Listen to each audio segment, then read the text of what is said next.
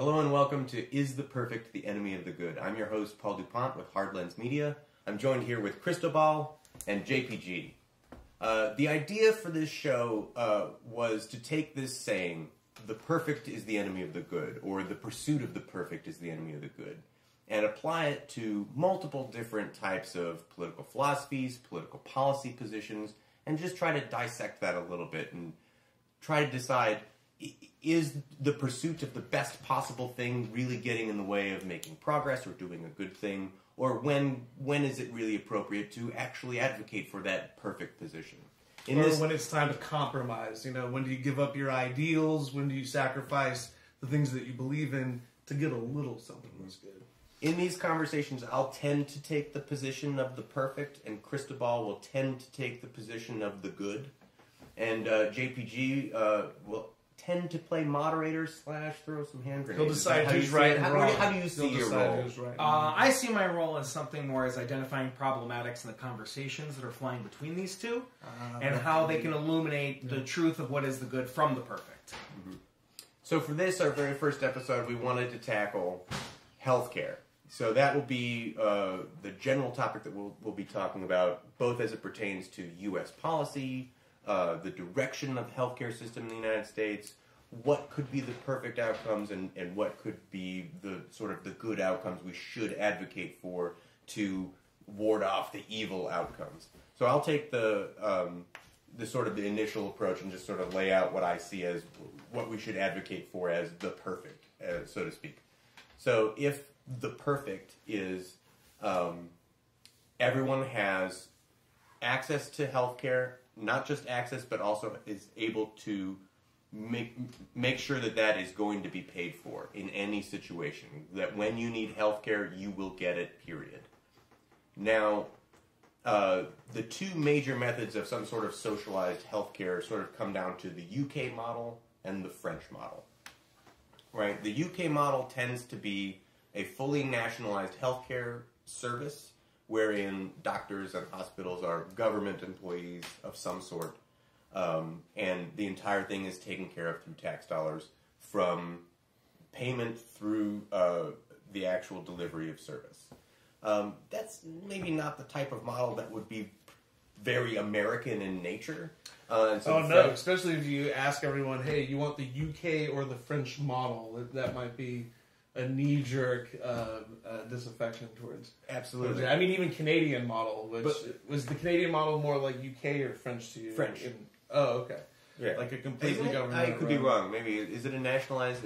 Are they government employees in the healthcare? I think that either way, that the conversation about branding isn't what is effective in having this conversation to begin with. Right. Let me just to continue where I'm going.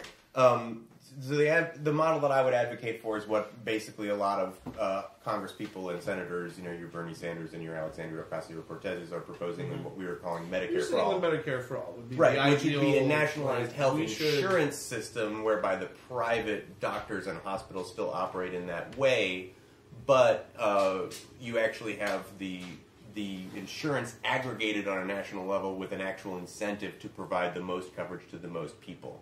That can both drive down the price of healthcare and make sure that everyone gets covered. Right, because Medicare, again, being an insurance type scheme, it's a payroll tax. People are paying for it. This isn't a government entitlement. It's actually being taxed through your paychecks, and then it's sold out as insurance, as a type of insurance, a guaranteed insurance. So it's not necessarily government employees, like you said. This is an insurance scheme, very similar to what Truman proposed in the 40s. Very similar to what Obama wants to do in getting you to get private insurance. This is just a public option, you could say.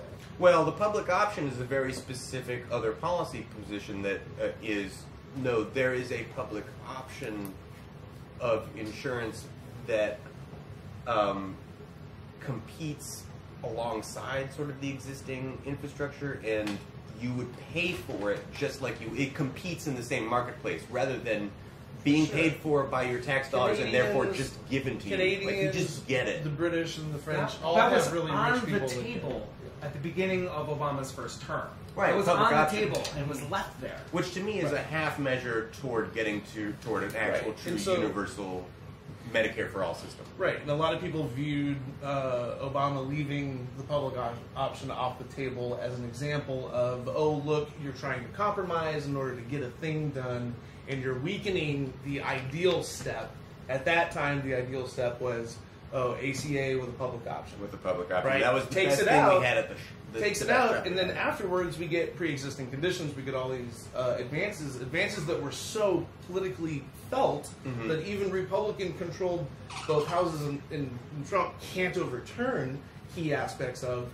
And yet, that incremental step, that good policy that thwarted the perfect, was followed suit with pretty much every Medicare reform, every healthcare reform we've had in the country for every single step. Right. Did you know Social Security originally had a health plan that FDR removed out, much like to a compromise to try to get Republican support? That never materialized. That is not a fair comparison with what is going on. Long tradition. It is a long tradition, but I think what needs to be identified by both the good and the perfect here in this situation is that we've had conversations about like the amorphous way it might look, but what The actual brings everyone policy, pause, and it's beyond policy. Policy shapes it, but the true heart of it is execution. And with the geographical displacement and the size of people you're attempting to cover all at once, and the existing healthcare systems out there right now that would have to be incorporated into either the good or the perfect version of this answer. No, they don't.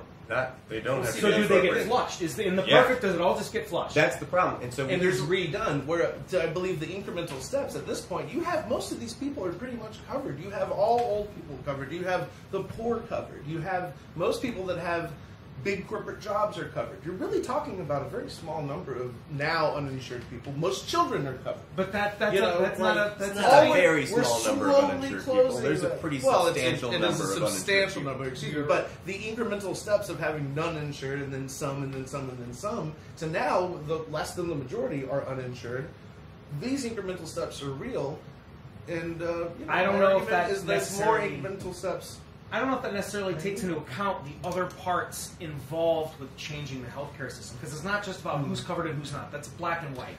It's about Agreed. the kind of coverage, and it's about the cost of coverage. Because just a family of 3 in America can pay upwards of $800 through their private employer for health insurance, or they can pay significantly less on the open market, or a mix somewhere there in between. And those cost controls are a large portion of why we, in general, have a conversation about reforming healthcare. Because it's not the disgust of people who are not covered. It's on top of that, the frustration of we who are covered and how much we pay for it and how much it takes out of our lives, the time and the effort, the bureaucracy, the stress, the not knowing if something's going to be covered. And in the concept of the perfect, all of those are wiped away and something new is built. How does the good compete with that vision of clarity I think and by pure simplicity? results. Well, The simplicity is what we want. That's why we like iPhones. That's why we like easy systems instead of complicated, detailed systems that give us choices and bells and whistles to tweak which here I and there think to is our why personal this likes. moment is good with Medicare for All. I think that we've fostered the ground for these incremental steps, and now this step that Bernie Sanders did in 2016 to an incredible extent.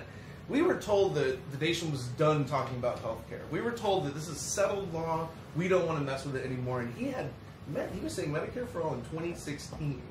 And now it's almost a party platform. Now it's like ready to be done as soon as Democrats take the houses and get the votes. I Like, wouldn't say that it's. Oh, I think man. you I have feel a like lot it's- of Democrats who still. I don't think it'll be on support the it. party platform in 2020. It'll be. It will be, yeah. I think it'll be continue to be talked about. Victory, But and I we're- think that victory comes from these incremental steps.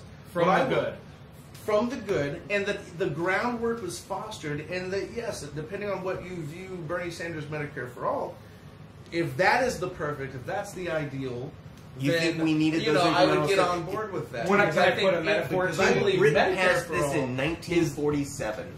You think we needed those incremental steps in the 2010s to finally get us there? We're the last Yeah. country in the major developed world to not have a socialized medicine system. As to whether or not we needed it or not, the American system does have structural. We have very little time left, guys. Last words. Last words is that when trying to decide about where you put your passions and which direction it's going, whether it be with what has been long time argued as the good in incremental steps, or whether you want something completely new where the system in all of its messy glory and frustration is ripped to pieces and rebuilt, either way, you have to understand the problematics that are involved in actually executing either scenario, because there's just too many considerations due to the size of our nation that other nations' models just don't work. If China had socialized medicine, which they really don't, that would even be as gross and as clumsy of a model to use that would at least mimic the challenges that we would face ourselves. I would say that the Medicare for All is the good policy that isn't free healthcare for everybody. It's a paid system in which you increase your risk pool. You have the young working for the old in really the heart of like what is your wider civilized societal aim and goal. You're talking about culturally. You'd say Medicare for All is the good. I think that's the incremental. I would characterize it as the culmination of a series of incremental steps that is now the right time for it. And I would agree wholeheartedly with Medicare for All, because again, that's a thing that taxes, payroll taxes, into an insurance system. It's not saying, hey, we're going to give free healthcare to everybody and no one's going to pay for anything. It is literally like it is now. We all pay for it now. We just don't have access to it until we're 65. Right. You know, we expand that. We can expand that. And I think that is the next incremental step. And I look forward to the Democratic Party having lurched the way. Lurched and incremental are key notes here, people. Lurched and incremental. But I think we have a fair amount of agreement on this point. I think it sounds like midterms prove that the voters agree too, right? Right. It sounds like we need to talk more about this in another episode. Yeah, because I really feel like I'm the person at this table who still needs it all needs to be flushed. Yeah, start from scratch. Unbelievable. Medicare for All? I don't know how else you deal with all the problems on the ground. Yeah, by one nail at a time. Okay. Oh my gosh. Yeah, how well has that gone for CTA, man? All right. Ask people. Until next time, thanks for joining us on Is the Perfect the Enemy of the Good?